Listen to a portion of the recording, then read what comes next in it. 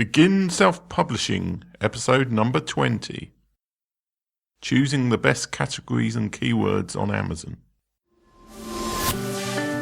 Interested in self-publishing but don't know where to start?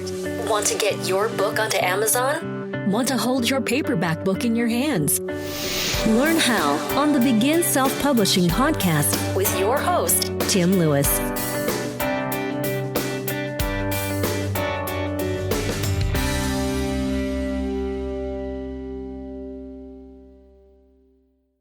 Even though I've covered this in some small amount in a previous episode, I think it's worth discussing categories and keywords in slightly more detail. Recently I've been asked by a few people about how they should pick categories and keywords on the KDP Amazon site for ebooks. The great issue with these fields, like a lot of other things in the KDP dashboard for a book, is that after you've gone through all the process of writing a book, editing a book, getting a book cover designed, maybe crafting a great description for your book, things like categories and keywords can be a real thing that you think, just first thing that comes to your head, you'll shove in there. And this is a real mistake, certainly if you want your book to be visible on the Amazon charts. I've linked these two together because they are linked in a peculiar way that a lot of people don't understand. You only get two categories that you can select for each ebook on the Amazon KDP interface. These don't represent all of the charts and categories that are actually available on the Amazon.com site. I'll tell you how to get into some of the other charts and categories that you can't get to from these category settings in a minute. One thing to note about the categories is that they have a hierarchical structure. That means you have something like business, and then you'd have underneath it business management, something along those lines. You can choose both the business category and the business management category. However, Amazon only recommend putting it in the business category if it doesn't fit into any of the subcategories underneath business. Your book will automatically be in the higher category if you put it in a subcategory. So never ever put your book into a general category in Amazon, one with subcategories, unless none of those apply to the book. So that's the first thing to know about categories. Go for the most specific ones that apply to your book. Now, the way to get yourself into some of these other categories that you have no way of selecting on the Amazon KDP interface is to use keywords. They actually tell you a way to do this in the KDP help section. So there's a whole list of keywords that you can enter in if you're in a particular category, and then it will get you into a separate category within that category. So, for example, for business, if you put the word teams into your keywords, it will get you into a teams category in the management and leadership section on the Amazon.com site. Now, these keywords don't apply for every single Amazon store. Most of the Amazon charts don't have that as many categories as Amazon.com, so they use keywords to get you to these extra ones. There are some specific UK Amazon.co.uk words as well. So it's very tempting to just fill up all of your keywords, all 7 of them, with different category codes. And you can do this. However, there is another use for keywords, which is possibly equally as important as for the categories. And this is for search expressions. A keyword isn't really a keyword, it's more like a key phrase. A way to look for search expressions is to start typing a question or something like books about into the Amazon.com search bar, and it will show you various auto-completed expressions which you can choose for. If you've got a really quite specialist book, then you can start entering in expressions that you think people may be searching for on Amazon.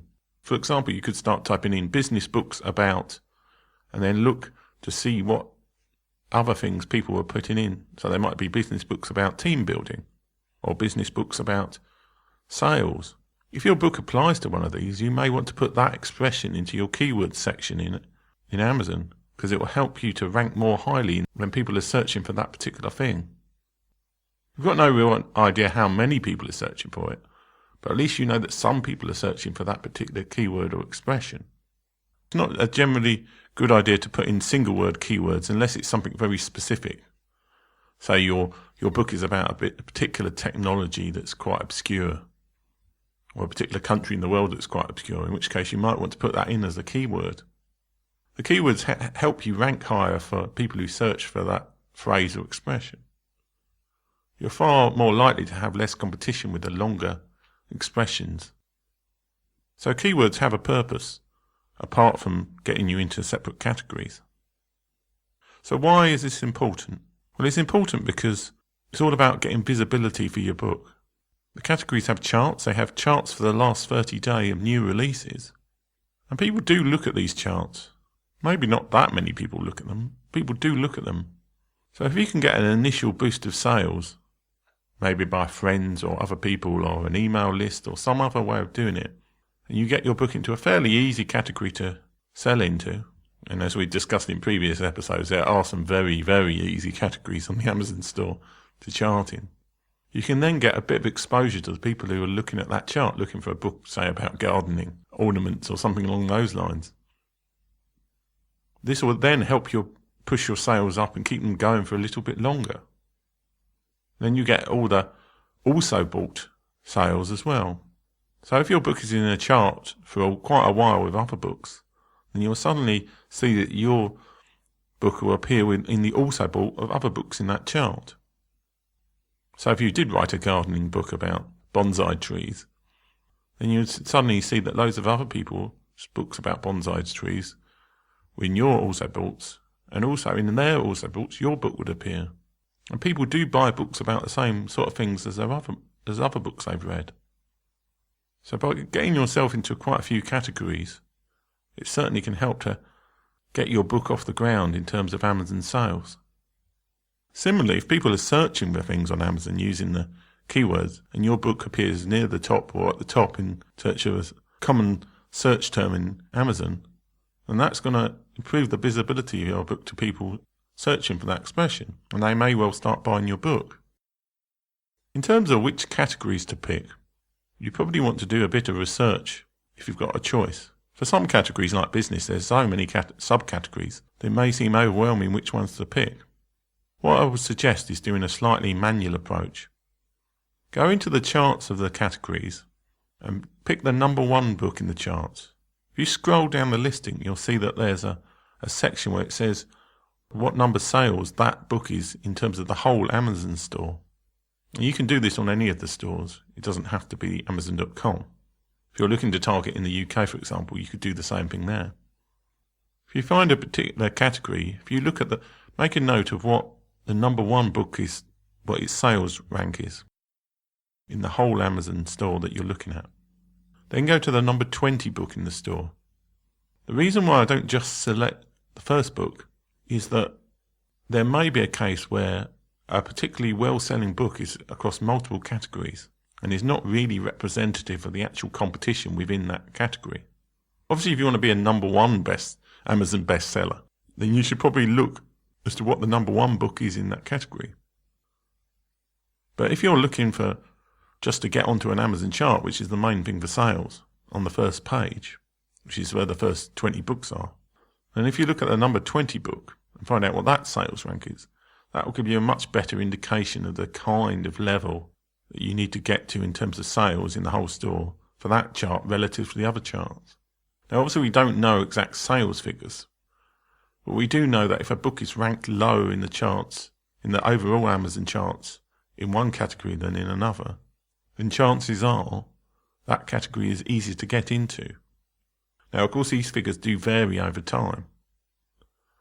And you might be unlucky. There might be a whole batch of 20 really massive books that suddenly jump into the category your book's just been released into, which is why the multiple categories comes into play, giving you different places to go to.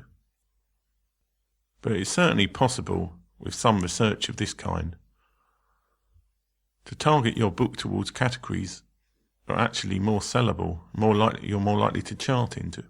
In fact, some people recommend that you do this before you even create a book idea.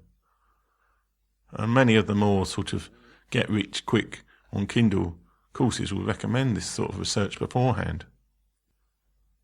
I'm kind of assuming you've already got a book and you want to get it into the best chart. But if you literally want to try and write a book to try and make money, then doing a category search approach beforehand may make sense. The only trouble is that, let's say that you discover that gardening is the easiest chart to rank on in the UK store, but you know nothing about gardening. Is really your book going to be that good? It's going to sell for that long? Probably not. You want to try and reach that point where you've got a book about something that you know about and you enjoy writing about, and there's also in a category or area that maybe you want to sell in. So there has to be a trade-off there. Hopefully I've showed you that the categories on Amazon and the keywords are important if you want to market your book successfully. It's worth adjusting them over time and maybe looking for a range of categories that aren't all just easy to get into. If your book is successful, then you have it only in very, very easy categories. You'll soon go to number one in all of them. So while this might be good for your ability to sell I got to number one in Amazon courses, it wouldn't necessarily help your book sales. You probably want one or two categories which are more harder to get into, because the harder the book is to get into a chart, the more sales you'll get off the back of being in that chart. Many people use the little charts as a way to push up sales to get them onto the bigger charts, and so forth until they actually do become a really successful author on the Amazon platform. Because of the sheer number of categories and areas on the Amazon ebook store, this is a more common and more surprisingly successful approach than on many other stores. A lot of stores like Barnes & Noble's, Nook and Apple haven't really got that many categories to pick from, and they've got none of these subcategories. So it's a lot harder to get that visibility. You have to go back to the more old-fashioned book marketing techniques. However, if you've already got a following and an email list from Amazon, then you can use a similar set of techniques on a lesser scale on the other stores. I hope this introduction to thinking more widely about book categories and keywords has helped you. That's all for this week. Talk to you guys next week when it's going to be another interview show. Thanks for listening. If you enjoyed today's show, please stop by iTunes and rate and leave a review. This helps make the show more visible. For free resources, show notes, and other helpful content, join the community at beginselfpublishing.com.